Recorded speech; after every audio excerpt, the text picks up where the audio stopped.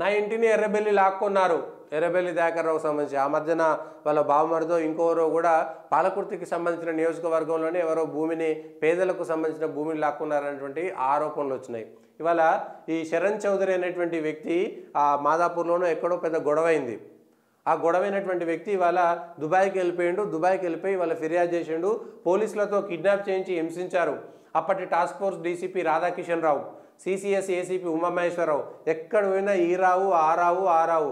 అసలు ఇదంతా ఏం చేశారని అర్థం కావట్లేదు. ప్రజలారా, ఒక కులం మీద వ్యతిరేకత కాదు, ఆ కులం మీద వ్యతిరేకత కాదు, కానీ ఎట్లా వాడుకున్నారు అనే దానికి ఇది ఒక ఉదాహరణ.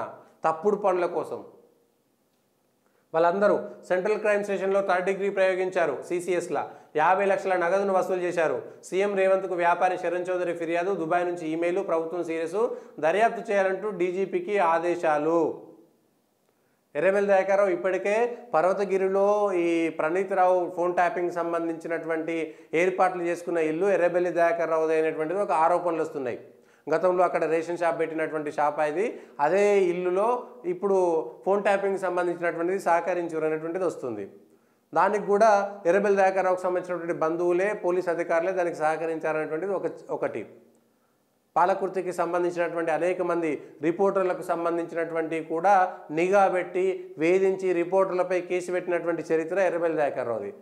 కేవలం తనకు మద్దతు తెలిపినటువంటి వాళ్ళు, తన వార్తలు రాయనటువంటి వాళ్ళను, రిపోర్టర్లను బెదిరించినటువంటి వ్యక్తి, లేదంటే కేసులు పెట్టినటువంటి వ్యక్తి, ఆ రిపోర్టర్ల కుటుంబాలపైన తన 100 మాగదులను పంపించినటువంటి వ్యక్తి ఎర్రబెల్లి దయాకర్రావు గారు. అప్పట్లో మంత్రిగా ఉన్నప్పుడు వరుసగా 6 సార్లు నేనే గెలిచినా, నాకు ఇంకేం లేదని విర్రవీగినటువంటి సందర్భాలు కదా. కేవలం అవతల పార్టీకి సంబంధించినటువంటి దాంట్లో బండి సంజయ్కి సంబంధించినటువంటి పాదయాత్ర కవర్ చేస్తే తన మోచేతి నీళ్లు తాగే నలుగురితోటి కేసులు పెట్టించినటువంటి వ్యక్తి, బండి సంజయ్ మీద రాళ్ల దాడి చేయించినటువంటి వ్యక్తి. దేవరూప్ల మండలంలో రాళ్ల దాడి చేయించాడు. బండి సంజయ్ పాదయాత్ర చేస్తే వీళ్ళ ఇంట్లో సొమ్మేదో ఎత్తుకుపోయినట్టు, ఎర్రబెల్లి దయాకర్రావు గారి ఇంట్లో సొమ్ము ఎత్తుకుపోయినట్టు, దేవరూప్లలో పాలకుర్తో మా తాతల నుంచి వచ్చినటువంటి జాగీరు అనేటువంటిది. నిజాం రాజు కూడా ఇట్లనే మా తెలంగాణ మా జాగీరు అనుకున్నాడు చూసిరా, అట్లనే మాది పాలకుర్తి మా జాగీరు, వర్ధనపేటలో గెలిస్తే అది మా జాగీరు, ఇది మా జాగీరు, అవతలోళ్ళు నడవద్దు, అవతలోళ్ళు పాదయాత్ర చేసుకోవద్దు, పాదయాత్ర చేస్తే నలుగురికి తాగిపిచ్చి మేము రాళ్ళేస్తాం అనేటువంటి మాట చేయించారు. అప్పుడు సేమ్ అదే జరిగింది. దానికి తగ్గట్టుగా పాపం పండింది. ప్రజలంతా తిరగబడ్డారు, ఓట్లేసిరు.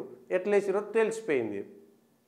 పాదయాత్ర కవర్ చేసినందుకు, కేవలం ఆ పాదయాత్రలో బండి సంజయ్ పాదయాత్రను కవరేజ్ చేసినటువంటి జర్నలిస్ట్ అయినటువంటి నా మీద కేసు పెట్టినటువంటి వ్యక్తి ఎర్రబెల్లి దయాకర్రావు. ఆయన మోచేతి నీళ్లు తాగేటువంటి 2-3తో కలిపి కేసు పెట్టినటువంటి వ్యక్తి. ఇప్పుడు ఆ కేసులు పెట్టిన వాళ్ళు పార్టీలు మారాలనేటువంటి ప్రయత్నం చేస్తున్నారు.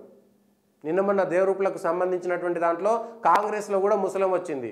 కాంగ్రెస్లో గెలిచిన ఎమ్మెల్యే అత్తగారుకు వీళ్లకు మధ్య ఉన్నటువంటి సంబంధాల వల్ల అక్కడ ఉన్నటువంటి ఎర్రబెల్లి దయాకర్రావు దగ్గర ఉండి అప్పుడు కాంగ్రెస్ వాళ్ళను, బీజేపీ వాళ్ళను వేధించినటువంటి వాళ్ళను మళ్ళీ ఇప్పుడు కాంగ్రెస్లోకి ఎట్లా తీసుకుంటారు అనేటువంటిది ఒక పెద్ద చర్చ. ఇప్పుడు పాలకుర్తి నియోజకవర్గంలో వాళ్ళందరినీ కాంగ్రెస్కు పంపించి బచాయించేటువంటి ప్రయత్నం జరుగుతున్నది. ఇప్పుడు ఎర్రబెల్లి దయాకర్రావు గారు మరి ఎట్లా తప్పించుకుంటారో చూడాలి.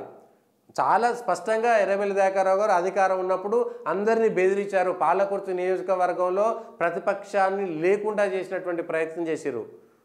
ఎవరిని మాట్లాడనేయకుండా అక్కడ ఉన్నటువంటి పోలీసులను తన చట్ట గుప్పిట్లో పెట్టుకున్నటువంటి వ్యవహారం, అక్కడ ఇసుక మెట్టుకునేటువంటి దాంట్లో ఇక అసలు 1 కాదు 2 కాదు ఆయన చేసినటువంటివి మామూలు విషయాలు కానే కావు అనేటువంటిది మనం చెప్పుకోవచ్చు.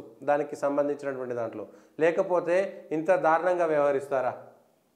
అందుకనే పాపం పండిన తర్వాత కేసీఆర్ సర్కారు కూలిపోయింది, ఇది కూలిపోయింది.